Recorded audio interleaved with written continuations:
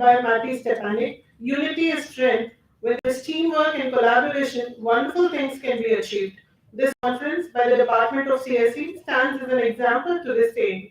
A conference is indeed a teamwork where not only the committee members play a role in its success, but the chief guests, keynote speakers, session chairs, participants, publication partners, publicity partners, sponsors, and of course the authors jointly make the event a grand success. The conference was first started by the Department of CSE titled Research Conference on Data and Decision Science in the year 2018. The conference was inaugurated by Dr. Y. Narahari, Chair, Division of Electrical Engineering and Computer Science, Indian Institute of Science, Bangalore, and Dr. T.V. Geeta, Senior Professor, CSE and Dean, College of Engineering, Anna University, Chennai, who was the chief guest on May 4, 2018. The following year, the conference took its current title, Research Conference on IoT, Cloud and Data Science in 2019. It was conducted on the 5th and 6th of April 2019. The conference was inaugurated by Mr. Manoharan Irulandi, Global Director, Operations, Hexia Technologies, and Dr. Karthikeyan Vayapuri, Scientist R&D, Research and Innovation, Retail Research Vision Head, Tata Consultancy Services, who were the chief guests for the day. Ms. Rajalakshmi Srinivasan, Product Manager and Evangelist of Zoho Corporation Private Limited, was a guest of honor. In the year 2020, the COVID-19 pandemic hit the Academicians the hard way, as we all know. However, Team CSE kept their spirits high and took up the challenge of conducting the conference in an online mode, the preparations of which was done in a very short time span. The event was conducted online on May 11, 2020, with Dr. Ayuray Navdeep, Director, Center for Affiliations, Anna University, as the chief guest. In 2021, the conference turned out to be an international conference assuming the title International Research Conference on IoT, Cloud and Data Science 2021. The conference was conducted online for the second time with better vibes in spite of the second wave of the pandemic that started by the time the conference was conducted. We had three keynote speakers, Dr. Nitin Chandrawal, Associate Professor, Educator of Electrical Engineering and Computer Science, College of Engineering and Applied Science, Rhodes Hall, University of Cincinnati, United States of America. Mr. Sambat Madhubandhu, Lead Consultant ML and AI at Confidential, Johannesburg, South Africa, and Dr. Ishwar Krishna Iyer, Senior Associate Professor of Marketing and Director Admissions, Great Lakes Institute of Management, Chennai, as guests for the event. In 2022, it was the fifth year of the conference, and the two guests, Mr. Jay Vijayan, CEO of Techion, Silicon Valley, USA, and Dr. Jetsiratat Montian, Associate Dean, International Academy of Aviation Industry, King Mongkut's Institute of Technology, Latriband, who by their mere presence spoke volumes of the success of the conference. Today, we are in the sixth edition of the conference, Ircicd 2023, and I thank the chief guest, Mr. Ramesh Feduraman, the guest of honor, Mr. Saravanan Palaniswamy, and the keynote speaker of the day, Dr. Raj Ramachandran, gracing this occasion despite their very busy schedule. Thank you all very much. And all thanks to Team CSE, who in all the 6 years have been pillars of support in conducting the conference in such a grand year. And I also thank HOD CSE, the Vice Principals, Dean CET Vadapani, for giving me this opportunity. Hope the conference continues in all its grandeurs and in the upcoming years too. Thank you all. Over to Dr. Gota. Thank you, ma'am. So, correspondent madam is unable to join us today due to your family function. So, our Dean, Dr. C.V. Jayakumar, has been a crucial pillar of every event and has strong support for every idea. And most importantly, he has been a very enthusiastic persona in the face of CET SRMIST Vadapalani campus. I take immense pleasure in inviting this exemplary leader who guides us through his own actions, setting a standard of excellence in every aspect to deliver the felicitation address. May I now request Sir to deliver the felicitation address. A happy and pleasant morning to all present here on and off stage. At the outset, I would like to place on record my congratulations and appreciation to the Department of Computer Science for organizing such a conference on the topics of relevance. I also understood from the previous speakers that the IoT has been introduced in the topic in 2019 itself. But the buzzword, Internet of Things, has come into everybody's life, whether or not we like it. In short, I can probably say that you can live without anything. THING is within quotes, but without IoT. Any domain of your life, there is the Internet of Things is attached. You can imagine, you can dream of any domain, but you are taken by the IoT. And the technological developments now have taken us to cloud, be it cloud 9 or cloud computing, whatsoever it is. And the decision science or the data science, whatever, is also picking up. I'm really happy that the conference has been coined in such a way to club all these buzzwords. And I'm sure that the 2 days of deliberations in a hybrid mode would bring out a lot of other ideas and probably give some solutions for the problems that are faced by the people in this domain. As rightly said by Dr. Golda, both our chairman and correspondent madam were not in a position to make it here, though they make it a point to somehow or other to come and raise the occasion. But due to the preoccupations, they could not be present over here. Nonetheless, they conveyed their best wishes to the conference organizers and the participants as well. And yet another point is that our deputy director, director academics, Dr. Ramchandran, would make it a point to be here in spite of his busy schedule. But today, yesterday evening, he got a emergency call that he called me up yesterday evening, and that's he could not be present. But nonetheless, that Ramchandran is replaced by one Mr. Raj Ramchandran here. So I'm sure that this place is filled up again. Right? I believe so. Let me not take much of the time because we have stalwarts to talk about the current technological development that are happening in this specified chosen domains. But as a teacher, basically, I would like to hear at the end of the 2 days discussions, deliberations, or debates, whatsoever we call it, that there was some useful outcome of the deliberations. I wish each and every one of you a wonderful learning process and a happy stay whomsoever has come here, and happy learning and useful purpose. Thank you so much.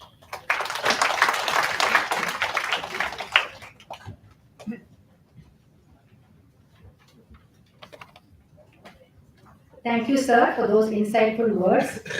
It's now time to felicitate our guest. May I now request our dynamic and energetic Dean CET, Dr. C.V. Jayakumar, sir, to felicitate our chief guest, Mr. Ramesh Sethuraman, with a memento and a nuts basket as a token of our gratitude.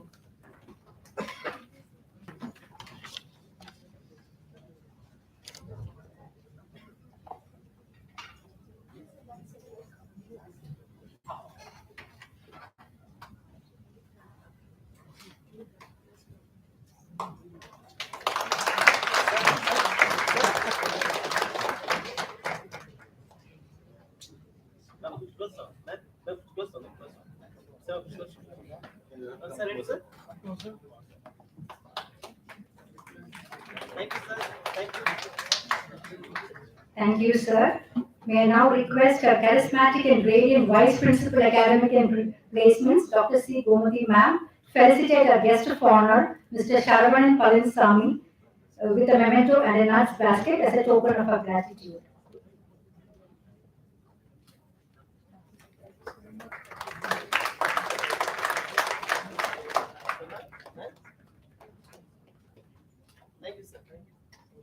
Thank you, ma'am.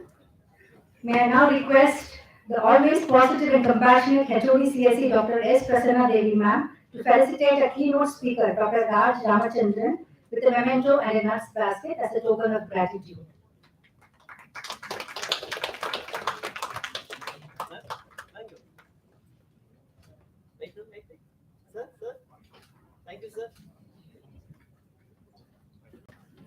Thank you, ma'am. Thank you all. A book is a souvenir of an idea. It's now time to release the book of abstracts and the souvenir, which is the messages for all administrators of SRMIST and from the organizing committee of IRCICD 23. With great pride, we request our chief guest to unveil the book of abstracts, and we also request the guest of honor, the keynote speaker, Dean CET, Vice Principal Academics and Placement, to receive the first copy.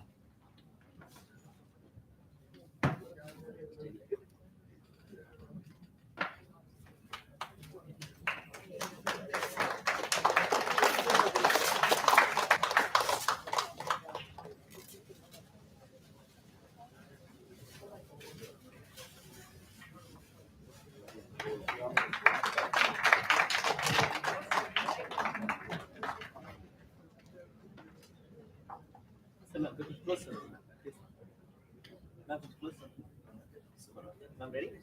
I'm ready. Wait, please. Smile, man. Smile. Wait. So, video cover. So,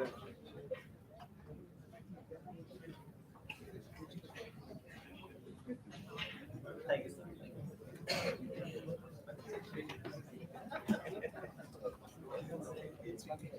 Thank you all. I now call upon Dr. Sridevi Sridhar to introduce the guest of honor to the audience.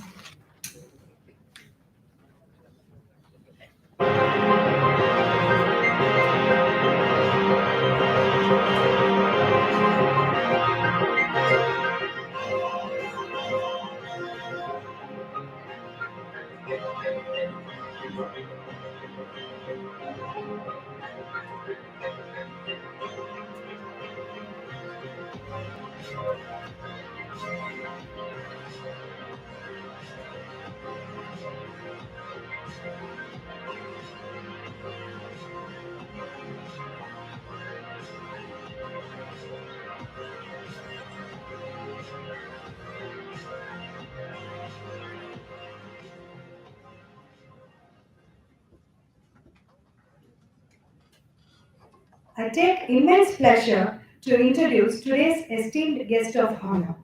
Mr. Saravanan Palaniswamy has over 25 years of experience in the IT industry, and presently he is working as VP and SBU Head, Delivery for Products and Resources in Cognizant, pertaining to the countries such as UK and Ireland. As a part of his role, he is responsible for various disciplines in the industry such as delivery of services, operations, technology, and practice development. Mr. Saravanan has wisdom in various IT fields such as technology, business development, and delivery management. Mr. Saravanan has been with Cognizant since 1999 and has always been a part of industry-leading growth, spearheading customer engagement, championing crucial process initiatives, and leading technology and services delivery in the company. We are glad to have your valuable presence with us today, sir. Over to Godama. May I now request Mr. Saravanan Palaniswamy, sir, to deliver the special address.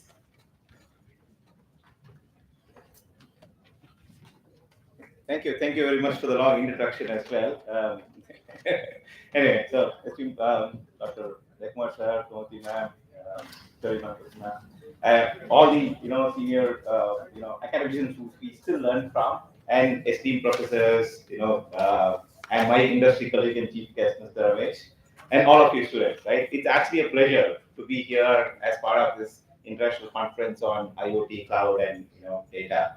As somebody who's been in Chennai and India for quite some time, SRM has been always a reference for me as well. And SRM has been leading, in the field of technology educations. I think from 1985, such a long, rich legacy, and so much they've contributed that I believe it's today rated in one of the highest academic institutions, right? Contributing to the technology and the learning industry. And it's my pride and pleasure to be part of an event here in SRM, and the pleasure is mine. Right? Now, as a industry representative and somebody who can provide some thoughts and insights on industry and students, that's what I would like to connect on. And that's where I would like to share my thoughts. Definitely, it's been a very long time since I've been a student from an academia perspective. I passed out in 1997 from Madras University from Crescent, and that's been what, nearly 26 years. Of course, I did my master's after that in parallel, but been with the IT industry for 26 years, and I can claim this that I'm still a student from a technology perspective. Technology has evolutionized, however you say, leaps and bounds in the last few decades, that it continues to teach us every day, and it will teach us every day going forward. And it is one of the best gurus or platforms you can have. And in that perspective, I'm proud to be a student of technology even now. Now, talking in terms of that particular journey and what technology is teaching us, if you go back in history, right from the time when I studied computer science, B and other things, initially technology or computer science per se was more, as an enabler, right? Making things, trying to make things better, collecting data, and then evolving into vision support systems, providing some amount of knowledge or intelligence to business to make themselves better, efficient, right? That's what was past few decades back, right? But if you see in the recent past, it has taken leaps and bounds, where technology is not just computers, technology is not just a business supporting tool. Today, technology has become the business itself, right? And you can see from the new age companies, right? You have companies which are the largest, transportation company which doesn't own any cars. You have companies which are the largest food and restaurant providers which don't own any restaurants or any food business, right? But they are the largest food business partner, right? What has happened? How has this happened, right? The technology, rather than being a support, is now become the core business itself, right? And what has actually enabled that, right? And we'll come to the topic of the conference as well, right?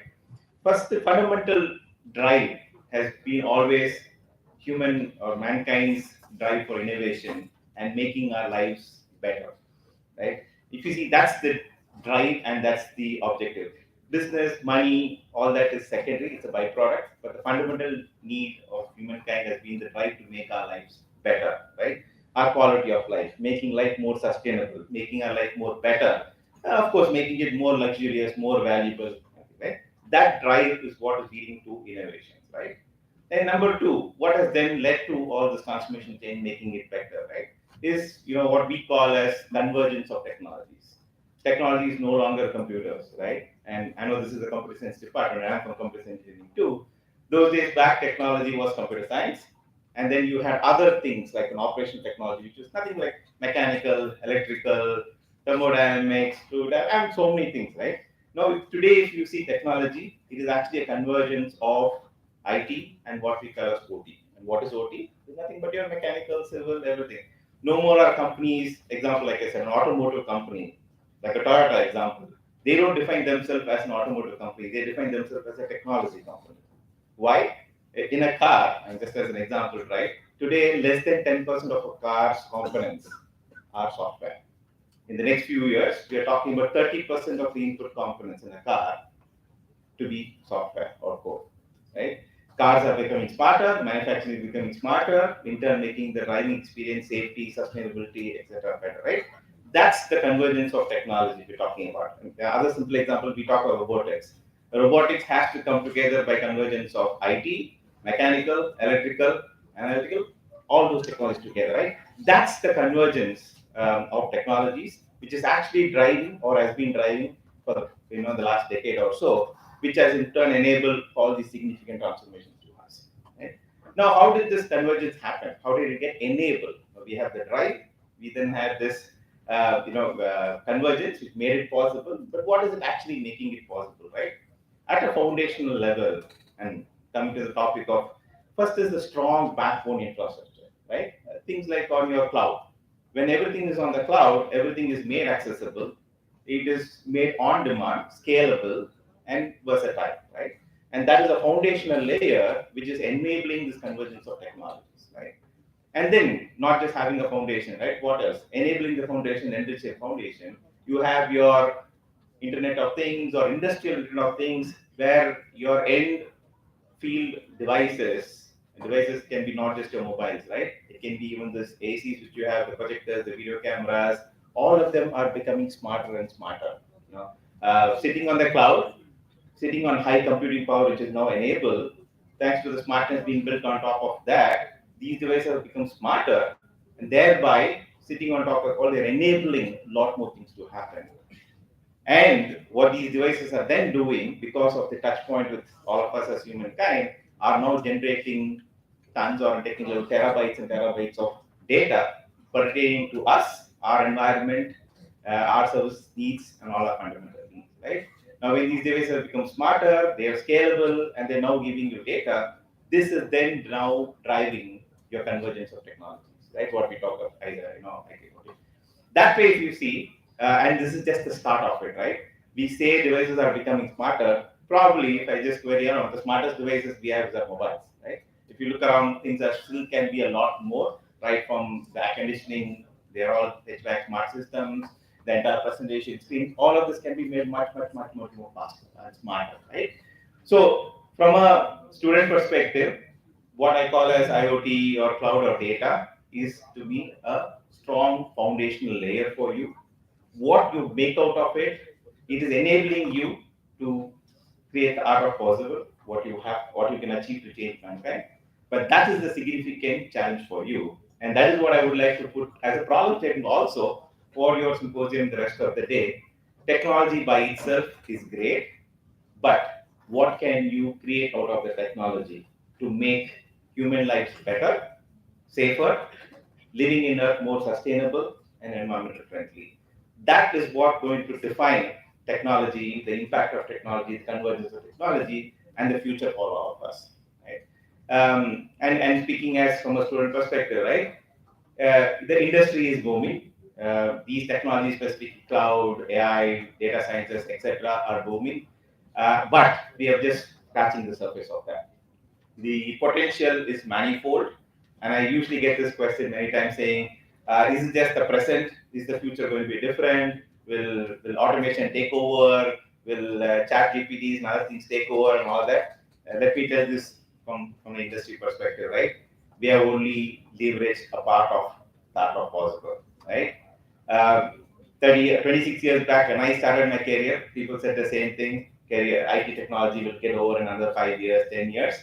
I still keep hearing that 5-10 years, but I don't see the end of it. The future is going to be technology. That's going to be the way of life, because as long as we drive our innovation to make ourselves, better, drive ourselves to make our living better, sustainable future, etc., technology will still be there. Look at how you can contribute to that with these technologies and to make a difference, right? That way, you'll all have a great career, you'll all have a significant growth, and you'll all make significant contributions to Earth and humankind and people, right? Now, with that challenge and a statement for going forward, the other thing I'm just like to inform or rather tell you is, it as an industry we used to talk about T skills, technology paradigm, right? Which is specialize in something but then go breadthwise, right? I just want to correlate on the same thing. As you specialize in these kind of emerging technologies, look at breadthwise how you can apply that, right? Number one. Number two, going back to the part that I'm still a student for life, and Dr. Raj was telling me today morning as well, that learning is continuous, right? And I'm a strong proponent of that. Don't just stop at what you're learning today or what you're learning in your courses, in your comprehensive degree, etc. Learning is an ongoing part of life. It is not even an ongoing exercise, it's a part of life. If you want to be relevant, if you want to be a technologist, then you have to continue your learning journey and look at how you can apply that learning journey to enrich yourself and the people around you, right? That way, look forward to not just what you're going to learn in the next 2 days, but in the rest of your education, but your ongoing education as you come into the corporate world, as you continue to learn and apply, and learn and apply the cycle in terms of the industry. Right? And that way, I can reassure you, there's a strong future awaiting all of you. Learn the spirit behind these technologies, look at how you can apply it and how you can make a change. Definitely, we all say this, right? Follow the path, of what is there in front of you. The technology path is great, but I would like to leave you with 2 challenges on top of that. don't just look at following the path of technology, following the path of what people before you have laid out. Really look at leading the way in terms of technology and applying these technologies, number one. And futuristically, not just leading the way, but creating new ways by which you can apply these technologies and make a change. And that I'm pretty confident that all of you will do in your careers with what you're learning and your enthusiasm and your attitude. But all the best for you. Wishing you the very best in that journey. Okay. Thank you. Thank you very much.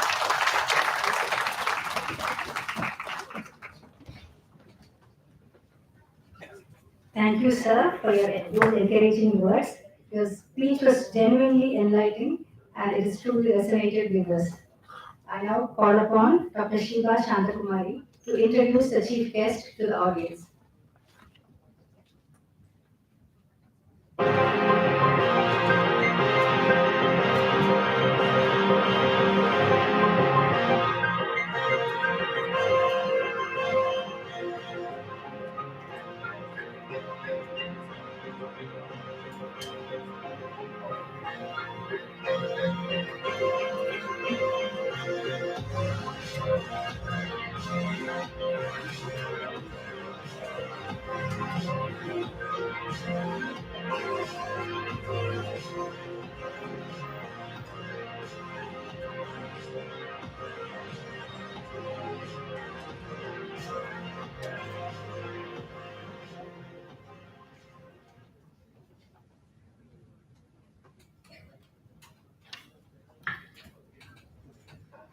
I take extreme pleasure and honor in introducing today's esteemed chief guest, Mr. Ramesh Sethuraman, whose impressive accomplishments and expertise are an inspiration for many. Mr. Ramesh Sethuraman is working as a Program Director, Industry Solutions and Strategic Alliance for Retail and CPG at HCL Technologies and is responsible for developing industry solutions and managing strategic alliances with global ISVs regarding new products and platforms for USA and India. He has over 20 years of experience in the information technology industry, including various leadership positions in consulting, sales, delivery, and managing large global programs. He has obtained MS in Information Systems and Applications from Bharathidasan University, a BS in Computer Science from the University of Madras, and a master's degree in Precision Retailing from Santa Clara University's Levy School of Business.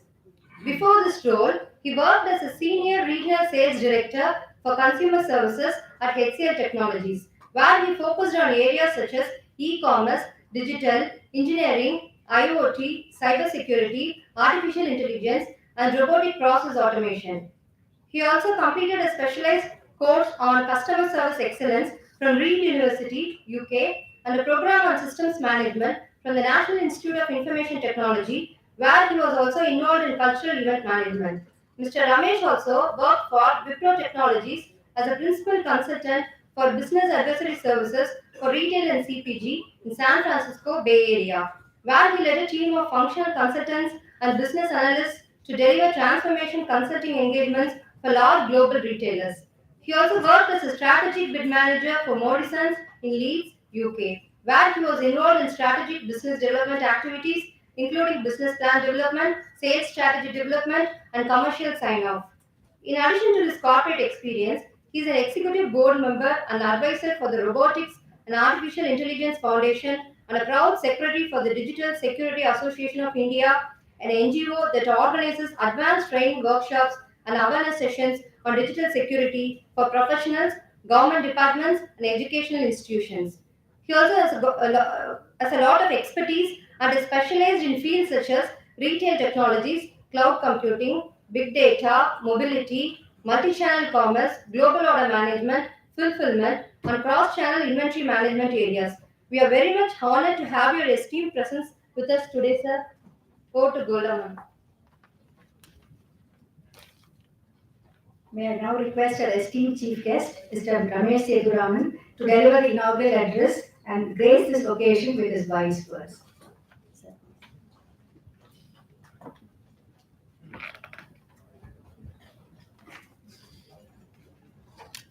Very good morning, everyone. Good morning, sir. No, Josh. Good morning. Good morning. Beautiful. That's what we need. Okay. So we are going to talk about a lot of things, lot of technologies, and you guys are here to explore. You guys are here to learn about many things today. So this today's conference is, as my friend Saranan was pointing it out, it's just a beginning, right? And constantly brushing things up and then creating a spark about new technologies, what is happening, why it is happening, where it is heading, those kind of stuff. So I would like to talk about the dimensions, probably Saranan broadly touched upon. So I don't want to repeat exactly what he was saying. So it's a repetition. And I am also looking forward, in fact, to the speech of our Dr. Rush. I want to know what exactly he has to cover. But most importantly, we are talking about the three areas: IoT, cloud, and data science. Sir, Dean, sir, very dynamic person, sir. Next year, please include robotics and AI as well. My humble request. Ma'am, please take care. Because one thing that we need to realize is that technology evolution is all about the streams that is converging. Very simple theory. There are 4 layers. One is hardware. Second one is the hardware has to operate, right? So you have operating system. Third thing, you have to connect them. That's where you have network. Correct? Then it has to constantly operate to your specifications and everything. That's where you have software or the applications, as we talk about. Now, let us look at when we started our career somewhere in 1990s and 2000. So there used to be something called Sun Microsystem.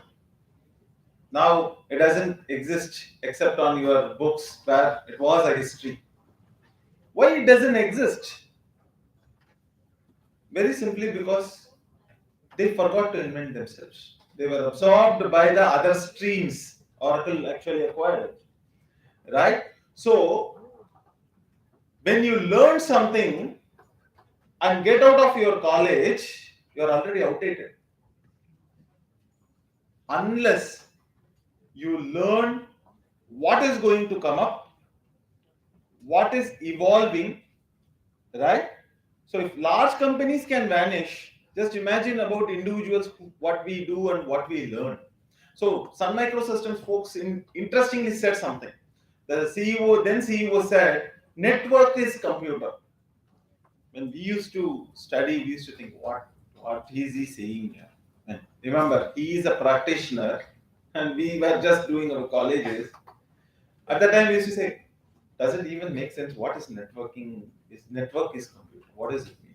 But today, if you look at the concept of cloud, that's coming true.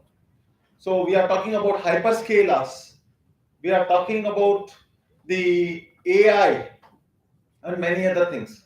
So I was talking about the 4 streams, right? So you look at it. First, you had your own computer. You used to install your own OS, correct? But today, if you look at your phone, same thing, network, separate, correct? So all these things. Today, everything is converged and in one single device. It is embedded. Through embedded systems, you are fusing your hardware and OS. And that's what it is all about in IoT also. Then the network I was talking about. IoT is next level evolution. So let's talk about IoT, how it all started, right? I'm talking about a 15-year-old story. So I was traveling, I used to be pro then.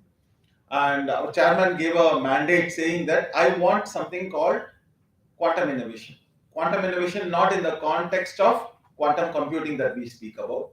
He said, whatever the business we have today, 2% or 3% of the business is coming from some innovations, new solutions that you develop. I want 10x of it, 10 times of it. So what we do? So we spoke to retailers, we spoke to the industry leaders, and they said, can you reduce the expenses of retailers? a very simple example I'll tell you. We have point of sale device, right? And in large retail environment like in Walmart and all, they will have 50s and 100s in their superstores. Hundreds of people will be standing in queue. So what happens is, if I save 1 second, 1 second per transaction, guess how much of money they would save per year? Millions. Per transaction, only 1 second. And that's a huge thing, right? And we came up with this optimization of software and pre-swiping of cards. So it is a combination of process and technology. So how do you enhance it, right? All these things we were talking about. One of the things that came up about IoT was, we were talking and they said that their expense of electricity, the spend that they have is huge. So how to save in millions? But remember one thing, retailers or the industry that I work with, they will only spend money or invest money in technology only on 2 counts, or rather 3 counts for leaders.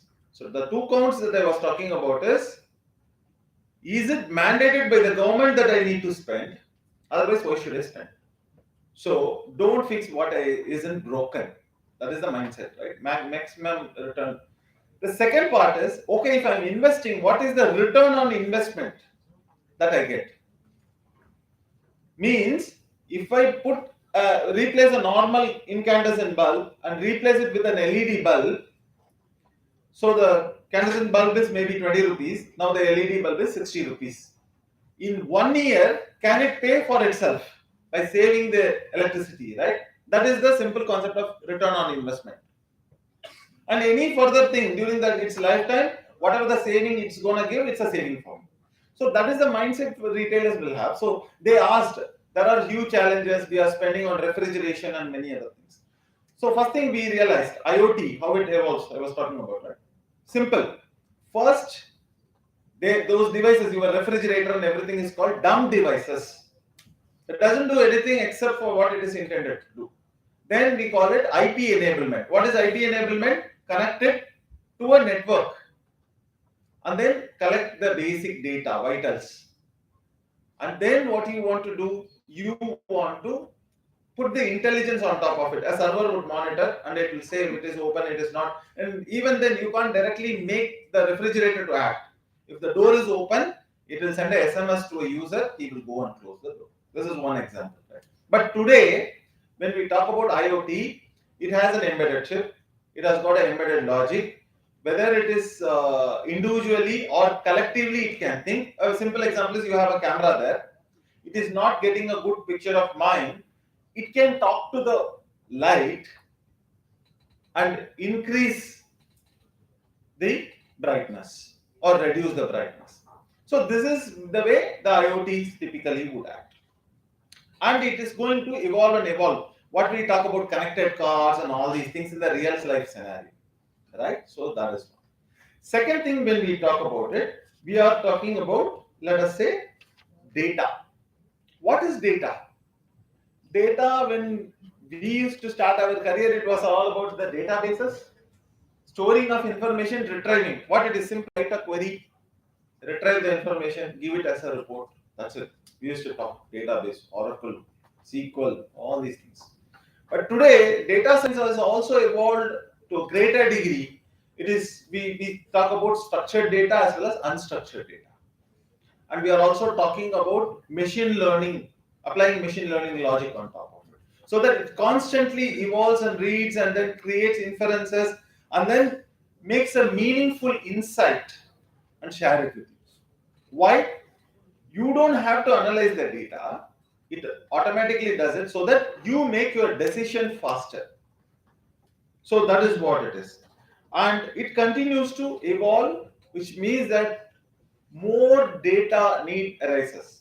Okay, if you want to keep it locally and process it, is it even possible today? The peak power, computing power that you need is huge. So what to do? Again, that's where the need of the cloud comes into picture. Everything you can manage it centrally. Retrieve it at a rapid pace. Wherever you want, whenever you want, however you want. So you have Google Drive, correct? You store your photos, you retrieve it. Same thing with your videos, you upload it onto YouTube. You can watch it anytime, any device, correct? So this is the concept and this is how it is evolving. And then based on your browsing patterns, when we talk about browsing patterns, so you are looking the YouTube shorts, you are all watching, correct? You are all watching YouTube shorts. Based on your subscription, you subscribe to certain channels. Based on the viewing pattern, how much of time you are spending on specific video or the specific speakers or the specific topic, as you keep, we call that unlimited scrolling. The unlimited scrolling. So you can consider it as a boon or a bane because sometimes it wastes your time also. So when it provides it based on the algorithms that they have, where it understands your need. It could be context based, okay, or it could be on all the other data that it has collected. So it knows what you are doing. For example, if you walk into a store, it knows that you are in this location. You are at the particular point. So you are trying to explore something based on your previous purchase patterns, browsing patterns. So it can give all these things. So this is how it is evolving, right? The next thing that we are going to talk about is, we were talking about the 4 streams convergence, right? Now it is going to be more and more. Engineering streams are converging. So that's where Sarnan was quickly touching upon. What do you call civil? So we are talking about smart cities. What is happening? Civil engineering converging with IT. Then we talk about smart mobility. So what do we call that? Convergence of mechanical engineering with IT. Then we talk about robotics.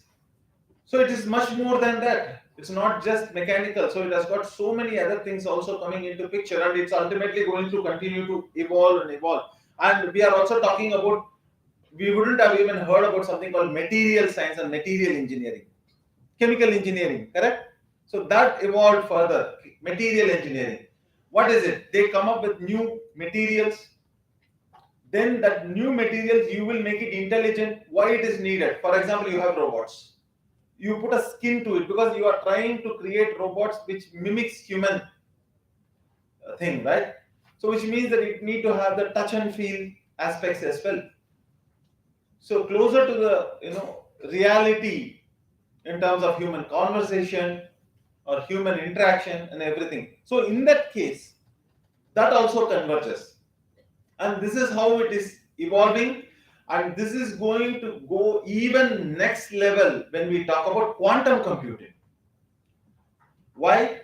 The speed at which it can compute. Very simple example. You think that your mobile phone is safe. You are browsing, you are using SSL, and then 128-bit encryption, 256-bit encryption, everything is safe. But with quantum computers, even that is not safe. Right? They can easily crack it if they have the huge computing power of quantum. Right? That's what they are talking about. So it is going to evolve. So every year, I'm telling you, next year I asked them to add, let us say, AI as well as the other topics. But the very next year, you will start focusing on quantum computers as well. That will be part of your curriculum as well. So this is how it is going to evolve. There is always opportunity. As Sarana was rightly pointing it out, it is not going to get outdated. So it is going to evolve. The opportunities will exist as long as you are updating yourselves on these topics. If you are not updating yourselves, then you are outdated and the end is there. So this is something you need to keep it at the back of your mind. So business things are changing. So also stop thinking like tech guys, right? The geeks, not just geek. So you have to become technopreneurs.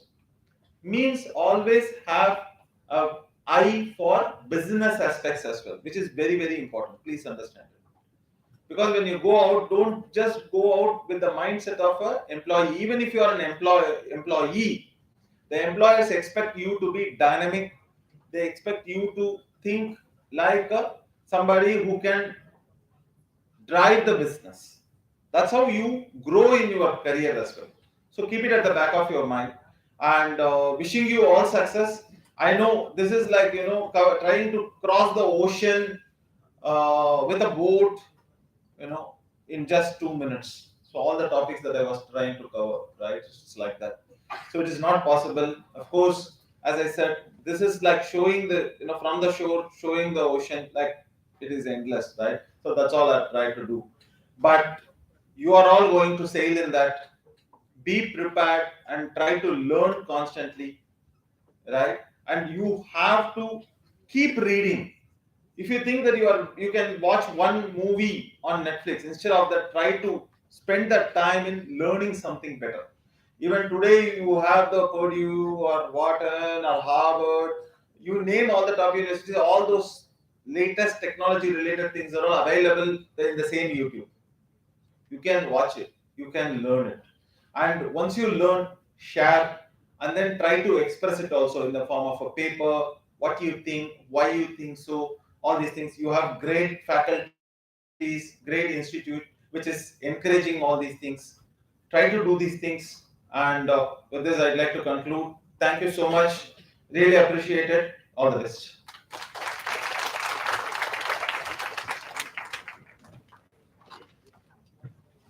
On behalf of the Department of Computer Science and Engineering, I extend our heartfelt thanks. It's truly been enlightening and thought-provoking.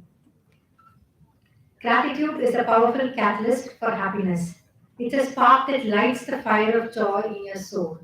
So it's with great pleasure that I extend our invitation to Dr. P. Durga Devi, one of the organizing secretaries of IRCICD 23, to deliver the vote of thanks.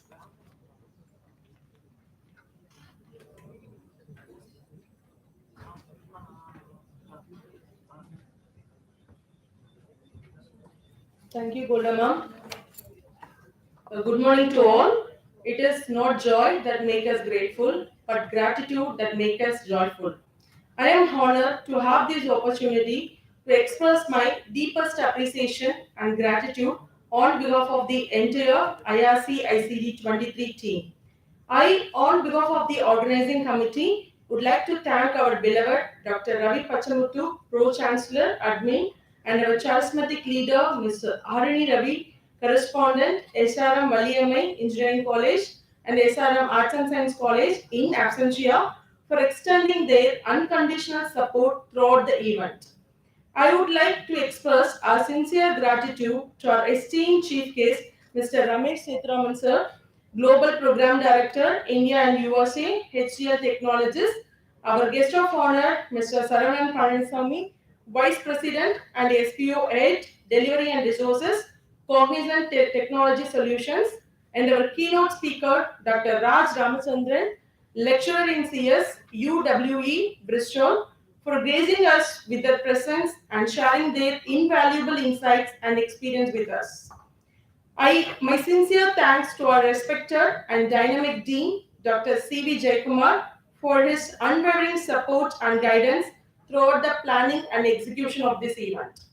I thank our charismatic VP Academics, Dr. C. Komadi, VP Exams, Dr. Karthikeyan, and Research Coordinator, Dr. Ramachandran, for the constant encouragement for the conduct of the event. I would also like to express our heartfelt gratitude to heads of all departments, faculty members, and all non-teaching staff of Department of CSE for their invaluable contributions and support, without which this event would not have been possible. Our sincere thanks goes to the convener of this conference, our adored head of department, Dr. S. Prasanna Devi, and our IRC ICD co-organizing secretary, Dr. G. Pavayanan, for their tireless efforts and dedications which have been instrumental in the success of this event. I'm now going to take a moment to thank our entire IRC ICD 23 team, our conference committee consisting of all the faculty members from Department of CSE who have tirelessly worked day and night to make this event what it is today. We have been fortunate enough to be backed by a team of very motivated and dedicated students and volunteers. I would also like to thank the people who worked behind the scene to make this event a success. Our technical arrangement team, maintenance team, stage arrangement, lighting arrangement, and housekeeping staffs. And very special thanks to the librarian and his team for the round-the-clock supporting and helping us with plagiarism checking of the papers received for the conference.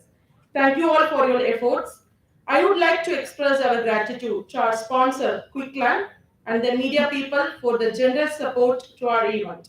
Last but not the least, I would like to extend my heartful gratitude to all the participants who trusted us with their research.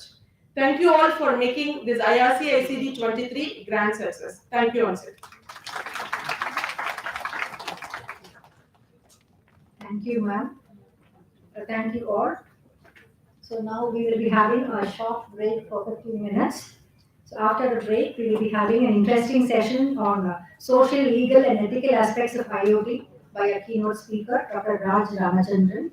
So I request all the students to be seated until the dignitaries leave the auditorium. Thank you.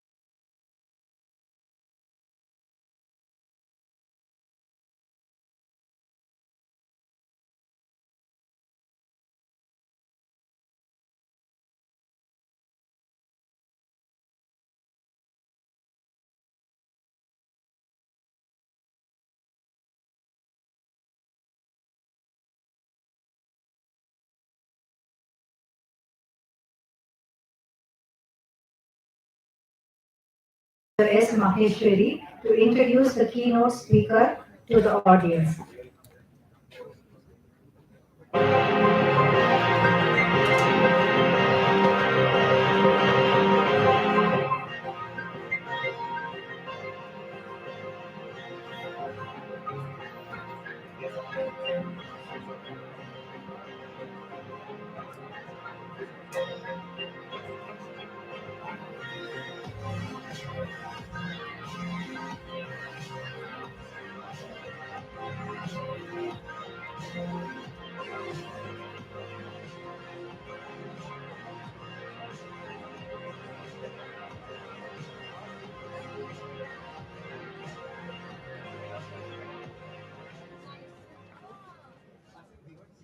I take extreme pleasure and honor in introducing today's esteemed keynote speaker, Dr. C.V. Raj Ramachandran, whose numerous accolades and expertise are a true inspiration for us and many others. Dr. C.V. Raj Ramachandran is currently the lecturer in computer science at the University of the West of England, Bristol. He completed his MSc in Computer and Networking Engineering, PG certification in Teaching and Learning in Higher Education, and as well as his PhD in Computing at Sheffield Hallam University, United Kingdom, where he also worked as an associate lecturer for more than 2 years. Dr. Raj Ramachandran is the proud owner of a formidable array of professional memberships such as UK Higher Education Academy, UK Special Interest Group CS, and the International Forum for Information Technology in Tamil.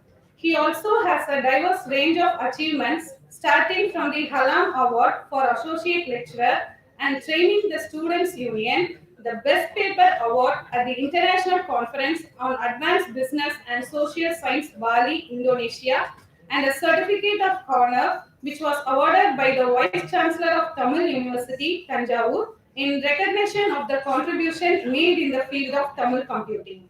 He has broad experience and knowledge in the fields such as IT practice consultancy projects, information practitioner foundation, group software development, requirements engineering, and has vast expertise in the areas of IT practice, human factors of information systems, and business information systems. He worked as the academic personal tutor for the foundation year and was also involved in mentoring new members of staff in CSCT. His love for research has resulted in him doing ample research publications, knowledge exchange, and external engagement with larger academic communities such as CONISOF, IEEE Conference, and a special edition of Springer Nature Journal. His philosophy of leadership and administration in teaching and non-teaching fields truly shows how dynamic and versatile person he is. We are honored to have your esteemed presence with us today, sir. Thank you, ma'am. May I now request Dr. Raj Ramachandran to deliver the keynote address.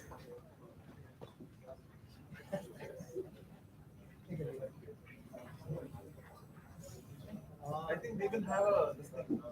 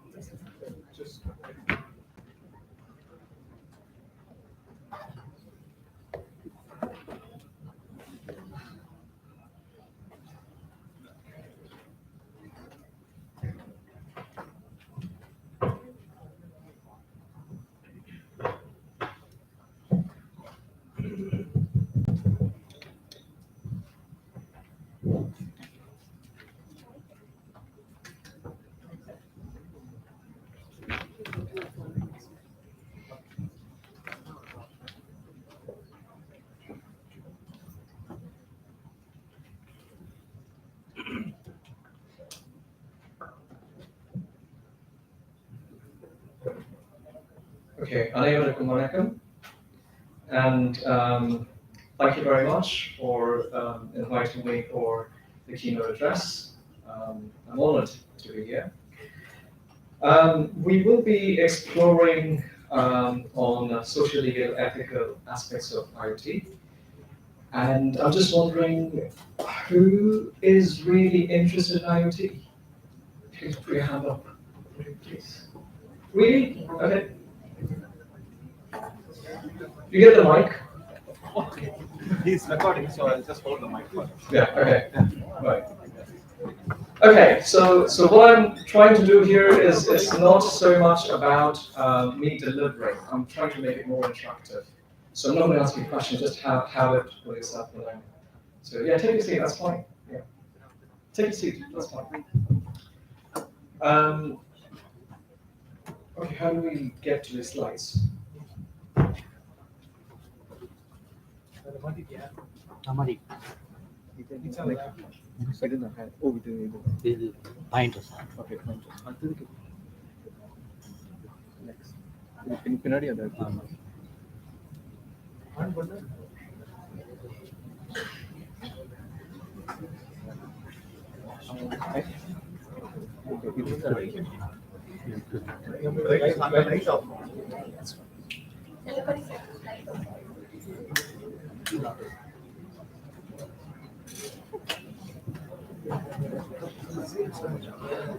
Vanakkam, again. Okay, so can everyone hear me?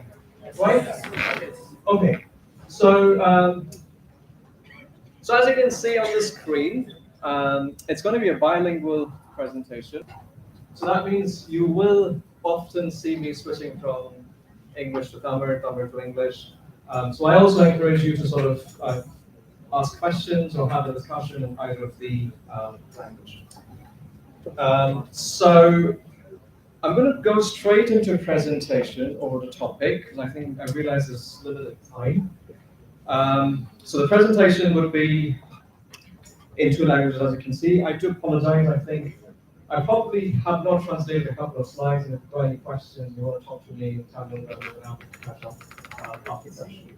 There is a note, so please do not record the slides. You can record the talk. And the reason for that is we will come to that. It's actually linked to today's topic on social legal and ethical aspects. And I've actually taken a very, very personal example that you will actually be seeing in today's presentation. I'm going to throw a few key terms over here, and then we're going to pick that up as we progress and as we sort of move towards the end of the presentation. So the first one is IoT. The second one is systems. The third one probably is experience or experiential sort of learning. And then you have the legal, social, ethical aspects. Okay, so let's focus. Let's start with the system. I think it's just to get warmed up. So, is there anyone here who don't understand Tamil? Okay. So, just put your hand up, please, for me. Tamil தெரியாதவங்க புரியாதவங்க கை தூக்குங்க. அதுவே நான் தமிழ் சொல்றேன். Anyone who is unable to understand Tamil, please can you put your hand up? Okay, so majority of you can understand. Okay. Right. Okay, so I'm going to ask a question to you. Okay. So have you used, so I'm going to start with the system, okay? I'm going to start with the system. So it's a narrative that I'm trying to present. And what I'd like you to do is just follow through the narrative and sort of try and connect it with your own experience. So the question to you is, have you ever used the Metropolitan Transport Corporation buses in Chennai? Yes, sir. You've used it, okay? Right, so there are two entrances, okay? Two entrances, okay? What entrance do you use to board the bus?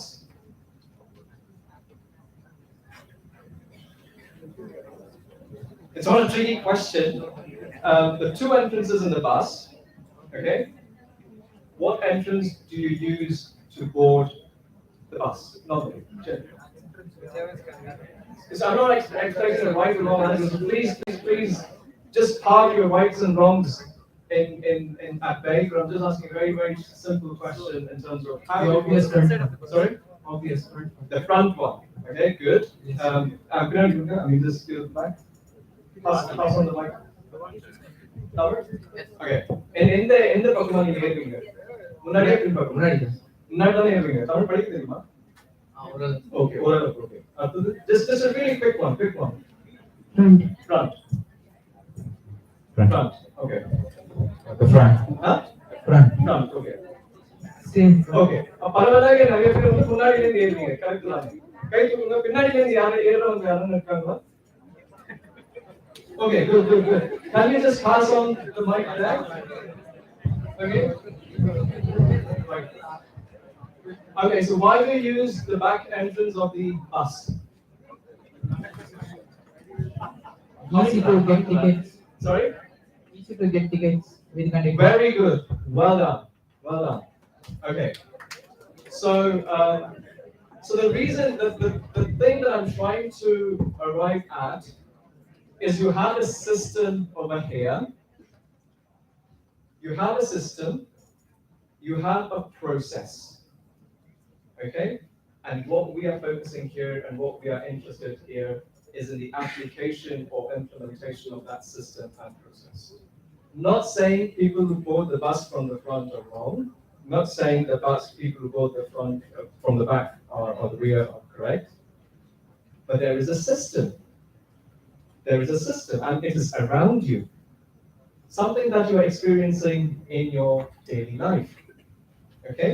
Now, if you very closely look into the daily transportation system in Chennai, and a good example, that's why I've probably taken MTC, and that's probably why I asked if you can read and write or speak Tamil, because it's written only in Tamil. And if you notice, the rear entrance, back entrance, will probably be written as Erumvari and Erungumvari. Okay, and the expectation, or the system is built in such a way, the expectation is built in such a way that the passengers queue and board the bus from the back entrance, buy the ticket, move front, and when the bus reaches the next stop, they get down, and then the process just carries on. It sort of increases the efficiency, and somebody might have thought it through, and they would have come up with the system. So there is a system, there are processes, we are looking into the understanding, awareness, education, and implementation of those systems and processes. Okay, so I think I'm going to leave that for you to sort of reflect upon it and see in your daily life how you use systems and processes and technologies in your own ways. How do you connect with those? Okay, so this is just like sort of a warm-up session just to get you into it. What I've done here is I've taken a very niche example over here in terms of the IoT systems, and we've got a very, very good papers. I've just been looking at the abstracts. We've got very good papers on IoT, NLP, and other areas as well. Some of which I'm personally interested in. So the way I've designed the presentation is you've got an introduction, just very, very brief introduction. Explore legal aspects of IoT. I'm going to link it to pedagogy, how IoT can be effectively learned and also delivered at the same time. And then I'm probably going to take a very quick question from the audience. So what is IoT? I think we can't escape IoT as we've heard in the past. IoT is a broad concept that includes things that could either be physical, virtual, and there's some sort of interconnection or interaction between those things. So it could be a home alarm system, it could be a smart fridge, it could be a smart TV. So you're all connected almost every day, or you are interacting with those devices almost on a daily basis without even realizing that you are a part of the IoT. And I think what we tend to miss out here is the people and the societal and the cultural elements of IoT. And that's why I decided to focus more on those elements and to see the interaction between the people and the technology, and how the technology is being used or received by the people. Okay, so I've taken, like I said, I've taken an example of the home alarm system. Probably that's not very clear over there. So I'm going to tell you, I'm going to sort of take a moment to explain how it actually works. So there is a sensor fitted in different parts of the home, and there's an alarm fitted, and you have the user, which is me, and I've got an app through which I can control or I can see what's happening at my home. You also have a professionally managed center, and they do it all, they install it all for you. And then you also have, and the entire thing is connected with the Wi-Fi, your home Wi-Fi network. So what happens is, when the sensor picks up something, it sends a signal and the alarm triggers, alarm goes off. When the alarm goes off, the user gets notified, so I get a notification, and at the same time, it's sent to the professional center. They get in contact with me, and they take my instruction. They say, okay, we have received an alarm system. Your alarm's gone off. Is everything all right at home? Do you think that there should be somebody at home at this point? I say yes or no, and then depending on that, they will actually take the actions. If I say no, there shouldn't be any person or any people there right now because I'm away, I'm in Madras, then they would take further instructions, okay, and do everything they can to protect the home. So they take control and they sort of coordinate with the local law enforcement agencies and do everything they can to sort of protect the home. So this is how it looks like, and in the future slides, you will probably see everything in detail. So you know exactly what a sensor looks like. You know where it is exactly fitted. You know how that sort of works. So the slides are coming up, but this is an overview of how an home alarm system might look like. So that's a typical home or house. You've got an apartment. You do have an apartment system, but you tend to find that kind of houses quite frequent in the UK.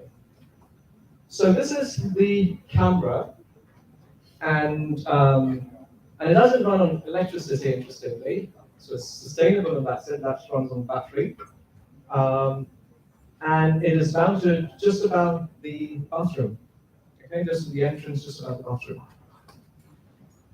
That's the smoke barrier device, and the smoke barrier device is activated only upon taking the user's instructions. Only when I say that nobody should be there at home at this point in time, the call center or the professional would actually take control and they would activate the smoke barrier. So it's not done by us. It's done centrally at a more central location. The purpose of the smoke barrier is to track the burglar or the intruder and coordinate with the local law enforcement agency, and within probably one of the response timers, typically about 3 minutes, 4 minutes, 5 minutes, they would be at home. Okay, so the idea, the intention behind the system is to keep your home secure whilst you're away, but at the same time, not the intruder or burglar. Okay, so that's the function of smoke barrier. So, okay, I'm going to just maybe spend 1 or 2 minutes on this slide because I think this is important and significant in terms of IoT and social media and ethical aspects of it. So you see that's the entrance of the house, and you see the position of the camera. Okay, it's just fitted right about the bathroom. Can anybody tell me why that was not fitted in the very end of the hallway?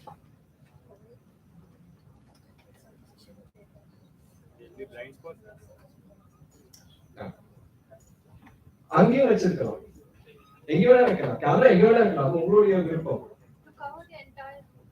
ஏன் வந்து இங்க அங்கேயே வேலையை அங்கேயே, why is that specific spot? Because what we're looking here is we're looking, yeah. So because the camera can cover the entire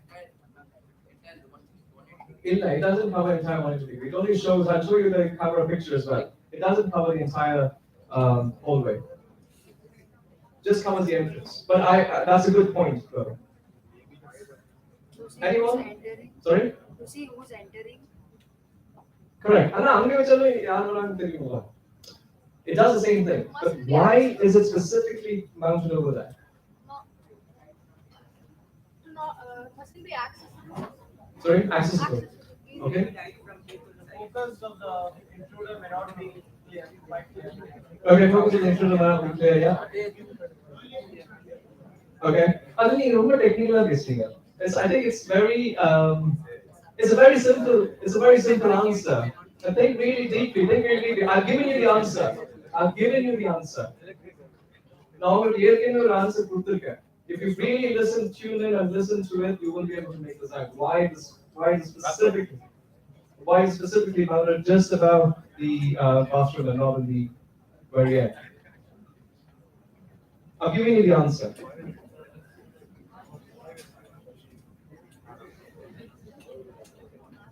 Okay. You don't want to see, you don't want the camera to record who's been to the bathroom, who's been to the toilet, and when. That's an intrusion. That's an invasion of privacy. Okay? So it's not just about having a camera at home, it's also choosing specific location in a way that doesn't violate privacy, that doesn't violate others' rights. Okay, so if somebody's gone to have a bath or shower, you don't want the camera or the alarm goes off and they're just out of the bathroom, it just captures it. You don't want that to happen. So it's a social legal, it's a part of the social legal, social and ethical part of it. So that's specifically why it is mounted strategically over there. And of course, you're right that it gives a better view and image of the intruder when they come. And on those lines, also to let you know that it doesn't just continuous recording. It starts recording only when the alarm goes off. For the first 30 seconds, it records, so you'll have access to the first 30 seconds of the image or video. And that's the sensor, just in the outside, and the entrance is filled in the glass again. And the idea behind that sensor is if the intruder sorts of bangs or tries to break open the door or the glass, then this sensor will be activated. So this will pick it up and it will trigger the alarm, and then the normal process continues. And these sensors are really, really sensitive. Sometimes you might just be locking the door and it'll still pick that up and still pick that vibration up. And therefore it is really sensitive. Now, this is an important and interesting slide because you can fit the camera in this part of the house as well. Okay? But we chose not to sort of have the camera over here. Can anybody guess the reason why? Why did we not? You would even have a better picture because it's just the outside of the house, so you actually know who is coming in. But why did the decision prompted to fit the camera just about the bathroom and not here? To respect the neighbor's privacy. Sorry? To respect the neighbor's privacy. Good, very good, yeah. So if you see the garden over there, or the garden space over there, that doesn't belong to us. It's neighbor's property. So if somebody knew that they were being recorded, or the CCTV camera capturing or overlooking their property, it's their right. So we've got their data. So when they request us to see, or they can request us to see their footage at any point. So if something's happened over there in this area, and if our camera captures that incident or occurrence in their sort of area, technically we have their personal or private data. According to the GDPR, which is a data protection legislation in the UK, we are legally I think we are legally liable to sort of give them their footage if they request. So that's the GDPR, and also it's a social and ethical aspect as well. So you don't want to intrude into your neighbor's privacy. And this is how a panic button looks like. So you do have a panic button centrally hidden. So this, rather than activating the alarm in a variety of different formats, you've got different ways by which you can activate the alarm, but this is the most quickest way to sort of reach the professionals and alert them even before. It's more like when your life is in danger or something really bad happens really quickly, then you can just use this button to alert the professionals. This is how it appears on the app. So technically, I can actually see what's happening at home from here, right now. I can see what's happening at the home. I can see who's entering that. So now this is the view that you get to see from the camera that's installed above the bathroom. You can actually access, activate, deactivate your alarm system via the application. Okay, so you can, but you only obviously need to have Wi-Fi or data connectivity to do that. But it is possible for you to do remotely from the app, regardless of your physical location. Okay. So one of the pros and cons of having a home alarm system, as simple as a home alarm system, and possibly this could extend to other IoT smart devices as well. So the 5 pros and possibly a few cons as well. So the pros are it allows you to the ability to contact the local law enforcement agency relatively short period of time. It acts as a deterrent to burglars. It's not just fitting the cameras, you also notify the public that a CCTV is in operation and you give all the details. It's quite visible outside the home. And if you have you're legally required to sort of let people know that you are being recorded, you're being watched all the time, or images of you may be taken as well. So that's the requirement. Okay. It's easy to obtain alerts from my mobile phone or via the phone call. And okay, I think this may be slightly different, but the standard home insurance. So in the UK, you do have a concept of home insurance, and the home insurance operates on the premise that you are the more secure you demonstrate that your home is. I mean, you tend to get a bit of discount on your home insurance, and that's what you do get a little bit of home, discount on your home insurance, not a lot, and then you're able to see what's happening real time. The cons is the cost. It is quite expensive, and we're talking in thousands, hundreds of thousands of rupees.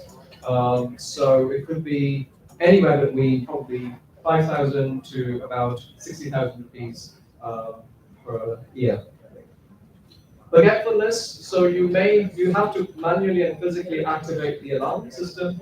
So when you go out and when you come in, and if you do forget to turn off, then your home insurance will not work, because that's a human error, that's your fault.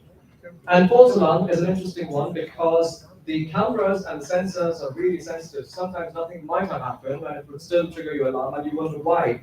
Because a cat's gone or somebody might have just locked the door and the sensor would have picked up and triggered the alarm. And this can be very difficult at times because you're constantly receiving calls as a result of false alarm. We did receive one at probably 3 or 4 in the midnight, but we didn't wonder. We wondered why there was an alarm. It was a constant false alarm for about 1 or 2 hours.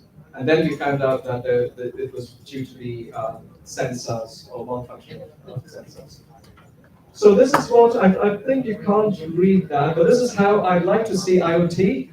So it's not just the technology, although it's a very, it's not just the technology or technical aspects of IoT, but over here, there is a layer of complexity introduced and the way the IoT interacts with other devices and the society. So I'd like to imagine that it has got a cultural impact. So for example, what is possibly applicable in the UK, or the IoT from a UK cultural perspective may not necessarily hold true in the Indian or Chennai context. And I also think that Chennai is a very, very good city to actually be studying IoT because it is one of the most surveilled cities in the world.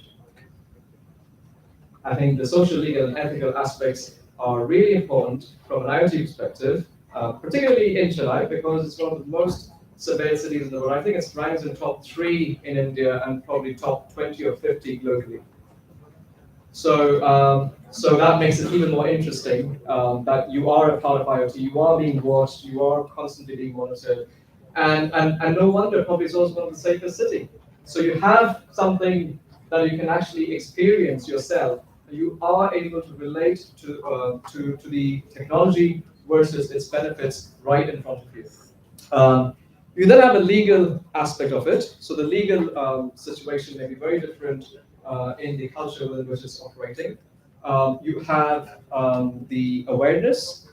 So how aware are people about the pros and cons of having being connected with technology, the legal, social, ethical implications of owning a smart device.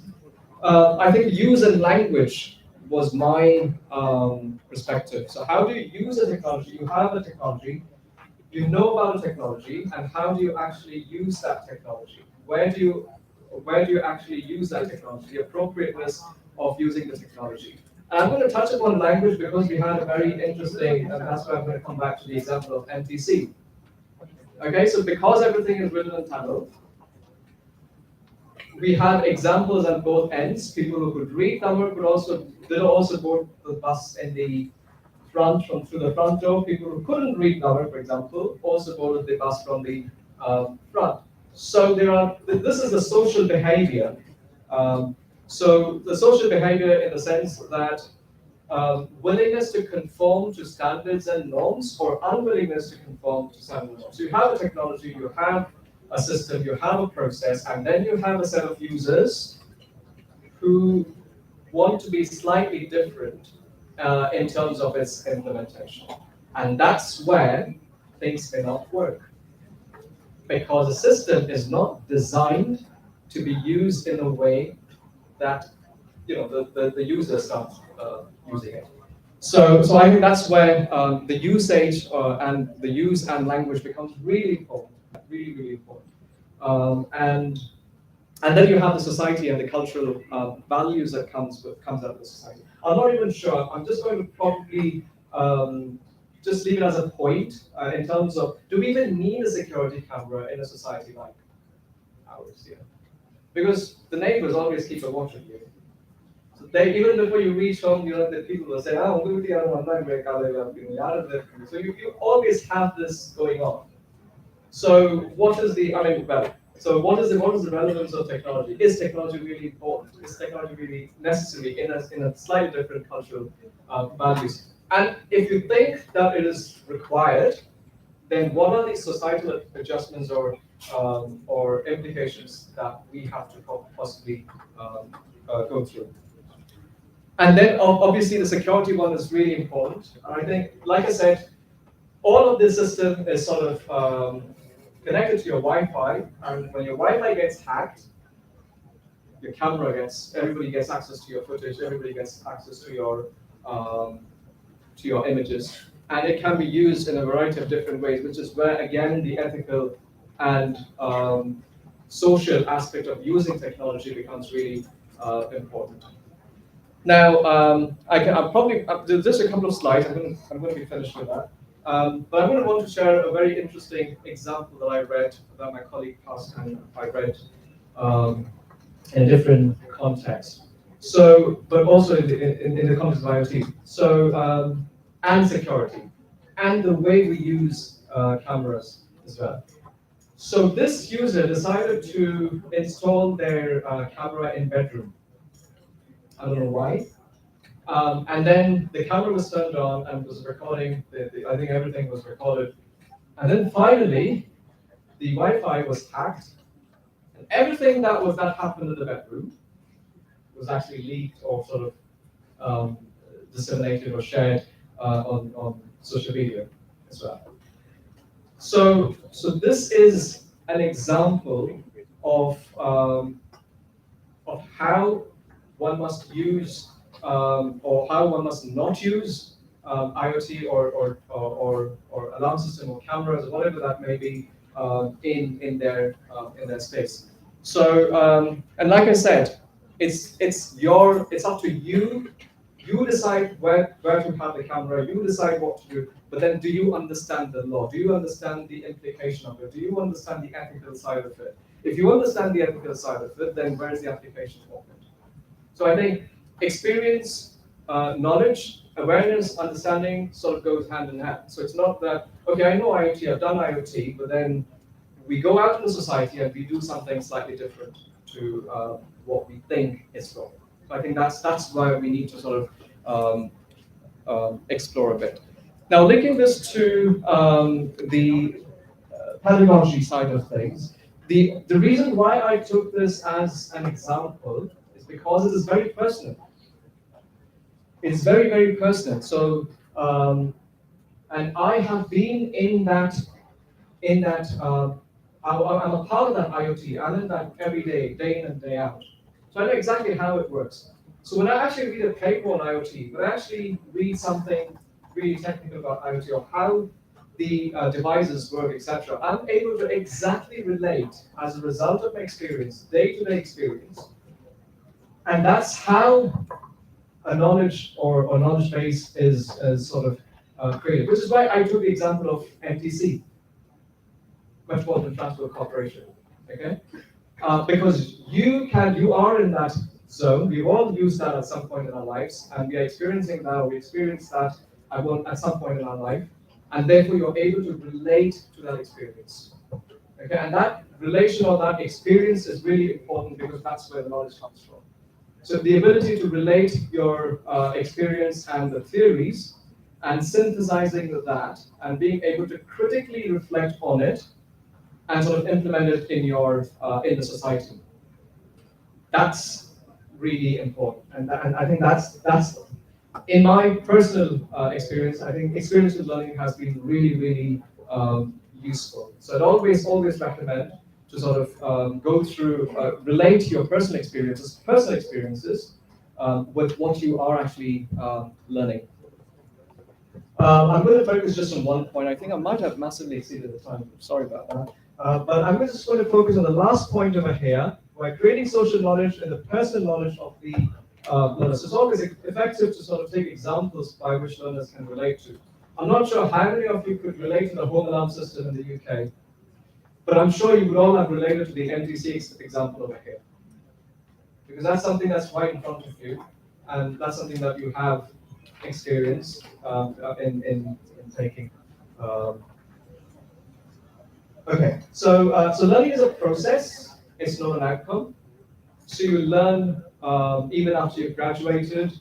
For example, I'm learning all the time, I'm making mistakes, so the translations is my learning.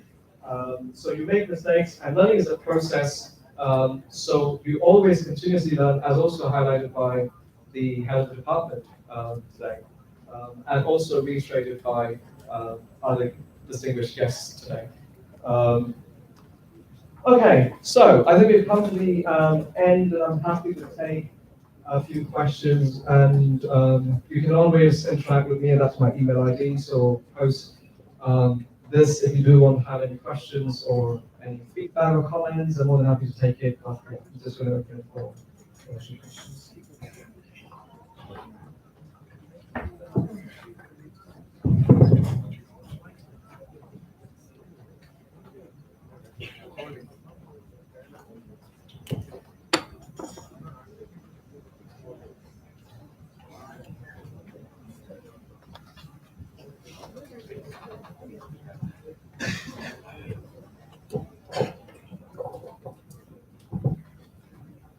Can see a hand up? The question, or are you just stretching yourself? So next to you, yeah. Question?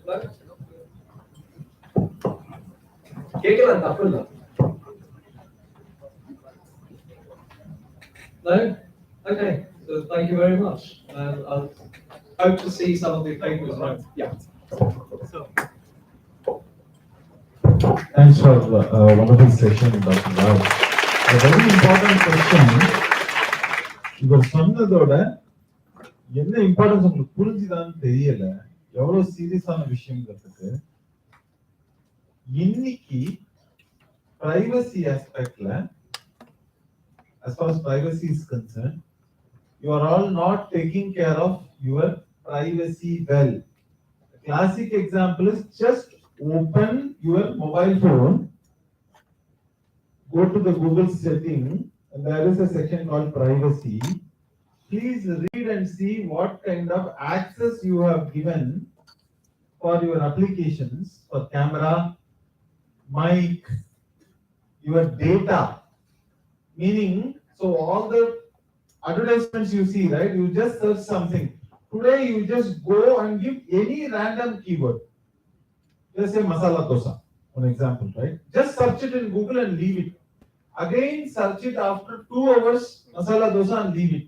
And then you see the advertisements relevant to that word will show up, which means that your search history is not private. This is one simple example.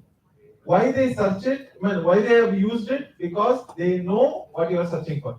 So I am talking about a very simple term. Imagine what you will do behind a closed doors with your mobile, and then what it can lead to. Please understand it. I'm just warning you. Second important thing, ரொம்ப important, please ஞாபகம் வச்சுக்கங்க, உங்க photos upload பண்ணிடுறீங்களா Facebookல to what is it, Instagram, correct?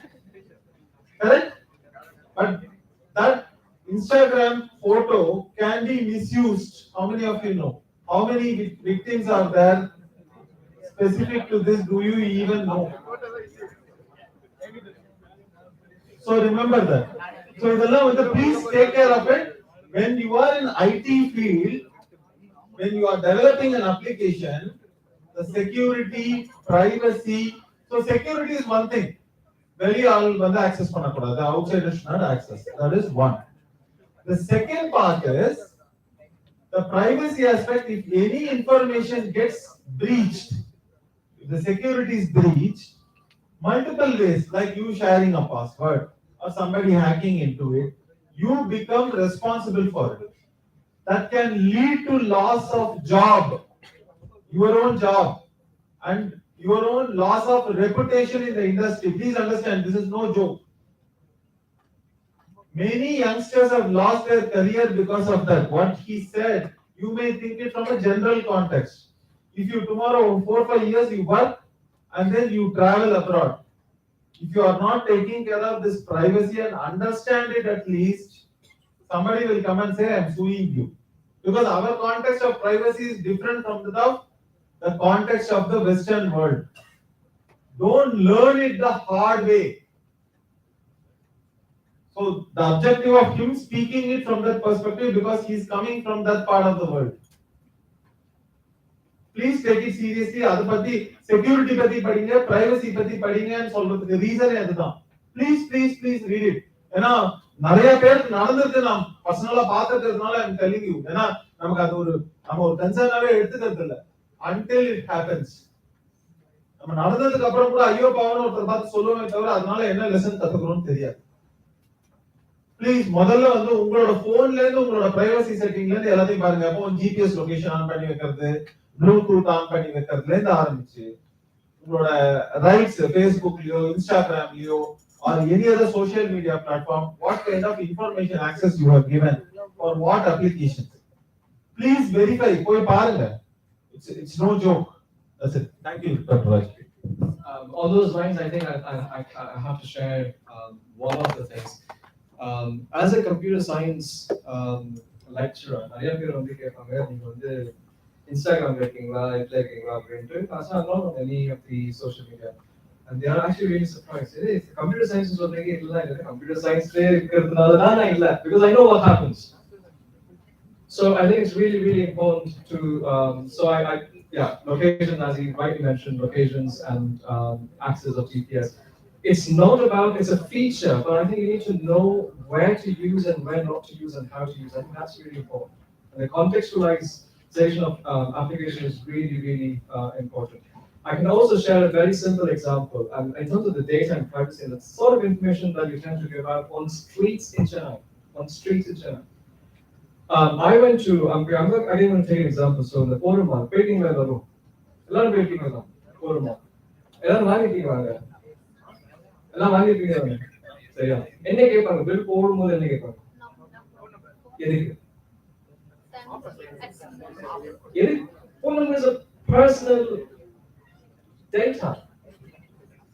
A phone number is a personal data. And I was actually taken aback when the number was made. Bill for the number. Why do you want my number for? You may have different. It's not it's not a binary issue. It's not us versus them. I think it's a collective issue. I think number one, we have to be really careful in terms of what data are we giving, where are we giving, why are we giving, etc. How is it being used? These are your rights. You need to know. You need to know what data you're giving, where are you giving, why are you giving, when that data or information will be deleted, and what are your rights on that data. You always have to know, and you do have rights on your data. And on those lines, I think, if I'm not wrong, India is also legislating Data Protection Act, similar. So I think we'll have to, we might have to watch for it, but yes. So I think we're not too far from that. I think you had a question, yeah.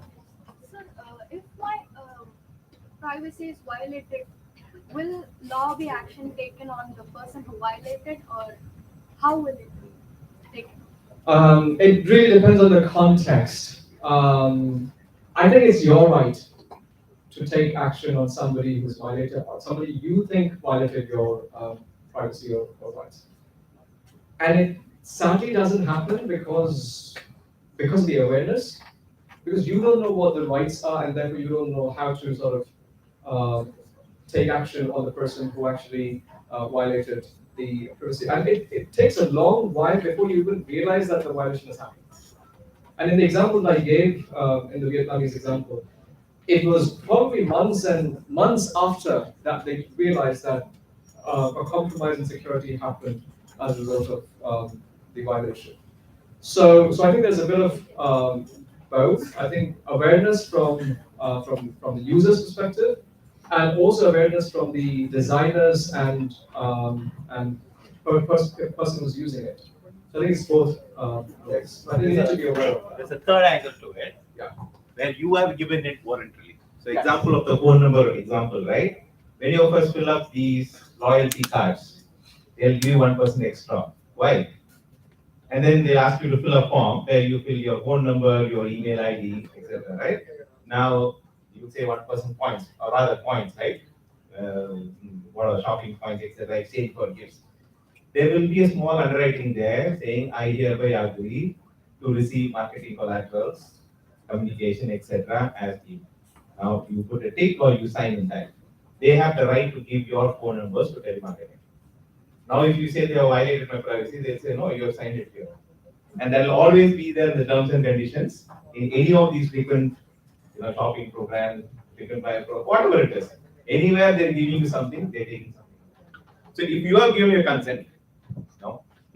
I think most of us don't read the terms and conditions. And I think computer science, at some point, I think assignment algo will increase for now. You must read terms and conditions top to bottom. And you must understand it. I mean, Google terms and conditions are available in multiple languages. English, Tamil, or in other Indian languages also, you can access that terms and conditions. Read it from top to bottom and look what you're subscribing to. The assignment I mean, don't come back to me or quote me on that one if it really happens. But yeah, I mean, I'd always encourage you to sort of, okay, this is an ethical or this is a dilemma. Like, should you be subscribing to everything? No, you can reject. They have introduced the option of rejection. You can accept cookies or reject cookies. So how many of you tried rejecting the cookie and see what happens? How many of you refused information? It's your right. I mean, you've got a choice. So exercising that choice is on you. You make that conscious decision. You actually come up and say, okay, I'm going to give you that information. So when you are giving information, you can't hold the other person accountable for it. Because there's some element of voluntarily, you're giving it voluntarily in some cases. Okay? Yeah. Are you முடிக்கலாம் பார்த்தாங்க நீங்க okay. Yeah, so the question that I would like to ask is that our phone number goes to the telemarketing and etc. So what kind of misuse may happen to us? Can you please brief on that? Oh, it can be anything. Can you Okay, can okay. you- I mean, can you- I can't predict. I can't predict on where it might go or what happened. Okay, I can probably share an experience. The instant thing that comes to my mind is scam calls. Scam calls. I have a colleague of mine who received one such call, and the amount of preciseness and access to information that the person has had about the colleague is mind-boggling. The colleague refused to believe that it was scam because it was so accurate. And you wonder where they got these information from. And it was precisely because the phone number was shared somewhere, and it landed up into their list, and they called. So you do have very realistic scam type calls as well that you need to be watching for. And okay, now this is where the cultural difference comes in. In the UK, I would personally not provide any information over the phone.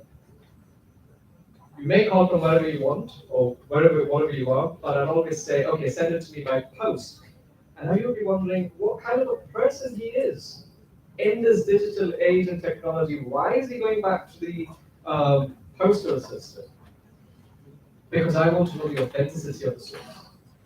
Because I want to know how authentic what you describe on the phone is. I want to see it in writing. Okay, so there is a bit of a trap here. You want to get things done now, and you want to subscribe, you want to sign up for everything now, right now. Everything needs to happen right now. But in some parts of the world, it's like, okay, that can wait. Let me see the authenticity. Let me verify the authenticity, and then I will make up my mind.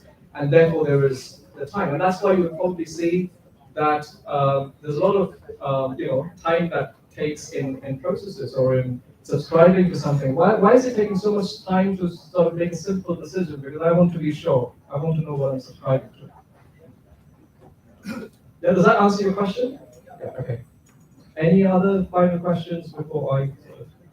May I ask a follow-up? Yes. So the thing is, so if you would like to give a contact of us to somebody or take the contact of others, so basically WhatsApp and sharing the phone number has become very common, quite common, and it has been the most convenient source than any other thing. So how can we ensure that we are safeguarded from this right now at this point of time?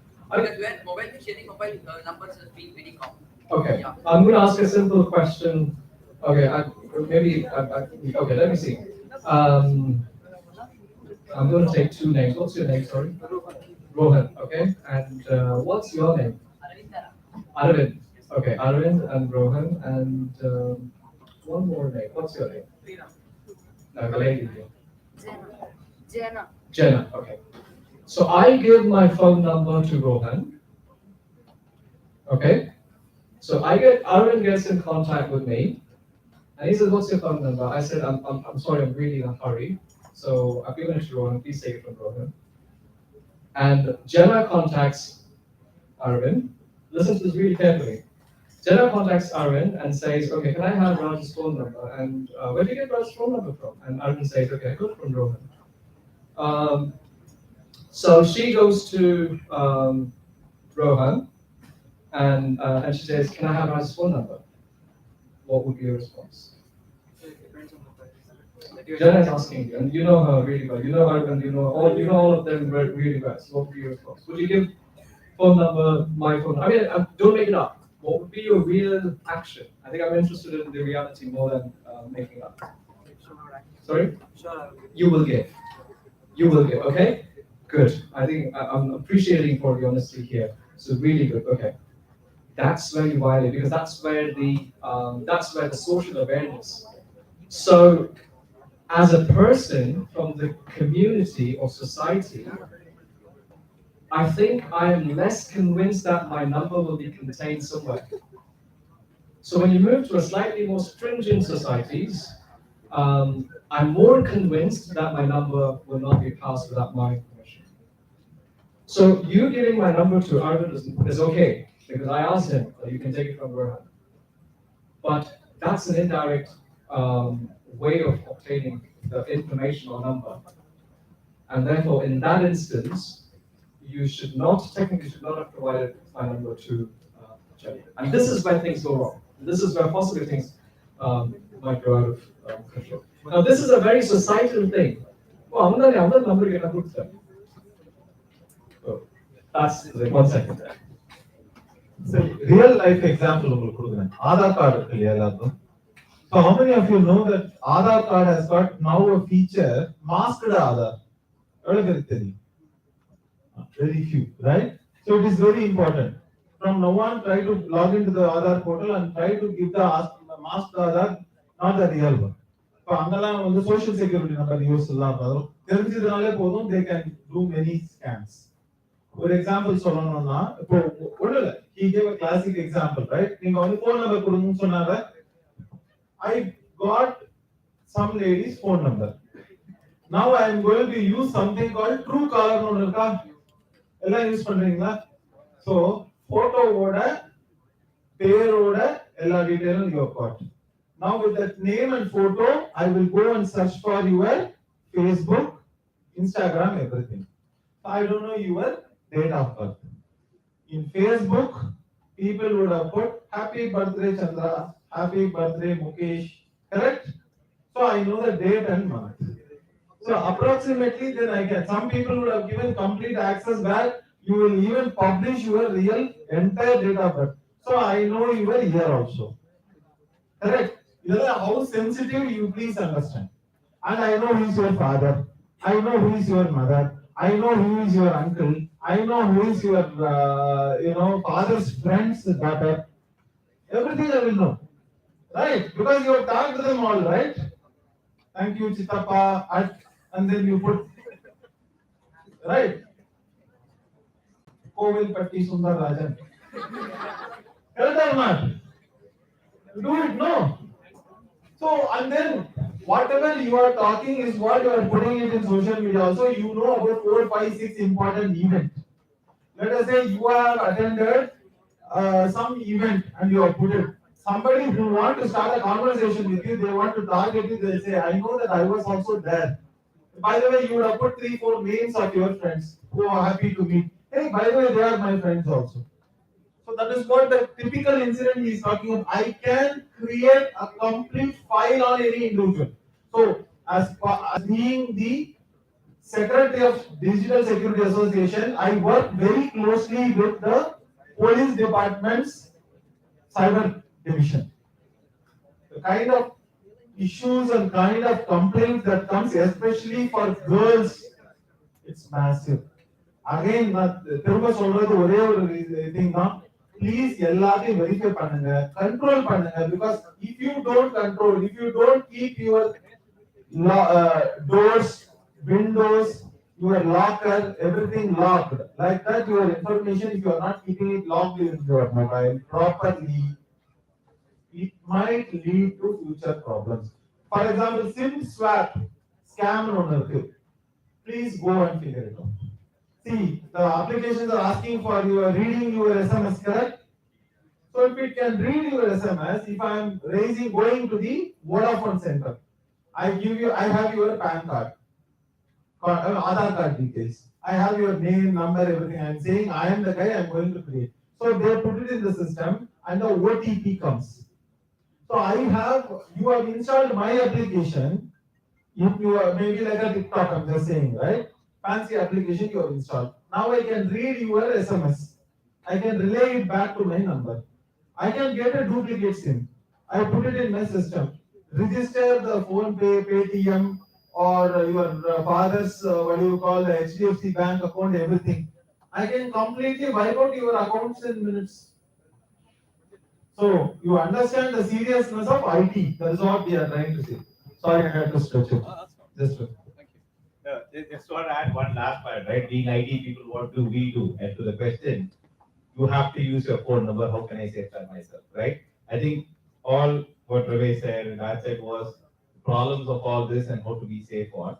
If you really think, and I'll tell you what I do, example, right? I actually have 2 SIMs, one for my office and one for my personal use, right?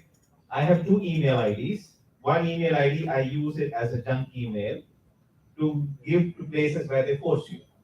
And you know you have to get communication. And anything there, I know is done. I don't respond to unknown users. I don't respond to spam mails. I know it's done. And this is what I do. So I have an office, I have my true personal, and I have a junk email. Right? So I categorize it very clearly. Phone numbers, WhatsApp. Be very careful. Don't respond to somebody who's pinging you on WhatsApp if they're not in your address book. Very simple precaution, right? If somebody is pinging you, they've got same example which I said, they've got your phone number, they'll say hi, and they know you're in Bangalore. How are things in Bangalore? I mean, you think it's your friend. It's up to you. The person is not in your address book, right? Don't give information now. If you want to know, ask them who are you. Don't go by what the response is. Don't have the phone number, same thing. It's your castle, it's your door. Somebody knocks the door, right? You ask who it is. You check and then you open the door, right? Will you open it irrespective of who it is? That's it. So the question, the direct answer to that point, it's a social world. I have to give my phone number, I have to give my email. Have your own precautions, your own protections, and your own protocol. Prevent it. Don't respond to anonymous, don't respond to unknowns. If you have to give potential protection, but don't respond back. Don't click. Simple thing, even in WhatsApp, don't click URL. Unless you know who the person is. No, even the known person. Even the known person would have forwarded it to you. And always check URLs, right? There'll be a small spelling mistake. Genuine URLs versus this thing. First of all, why is somebody going to send you a URL in a WhatsApp to click? Right? You will call your friend will say, I got it from him. You call me, I got it from him. Finally, it will all be a scam. Why that URL? Go to the bank site directly. Right? As simple as that. So if you close your door, if you protect your door and open when required, then you are keeping your house safe. Follow the same principle here. You can reduce, let me be very honest, right? Scams are so high, you can reduce the possibility of you getting impact, right? Of course, like you said, Instagram, even I'm not there, right? If you open the doors, you're letting in more doors. Okay? Thank you. Okay, so thank you very much, Academicians. And Amar is around, so if you do want to catch up, we can do that over the conference. Thanks. Thank you.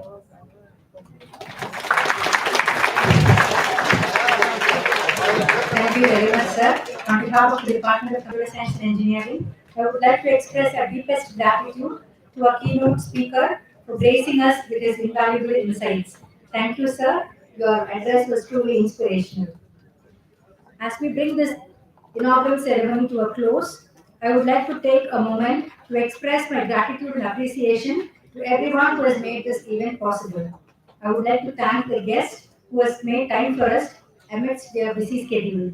We express our gratitude to our sponsor, QuickLearn, for their generous support. We thank all the participants for entrusting us and making IRCICD 23 a grand success. Thank you. Dear participants, please wait till the dignitaries leave the auditorium. Thank you.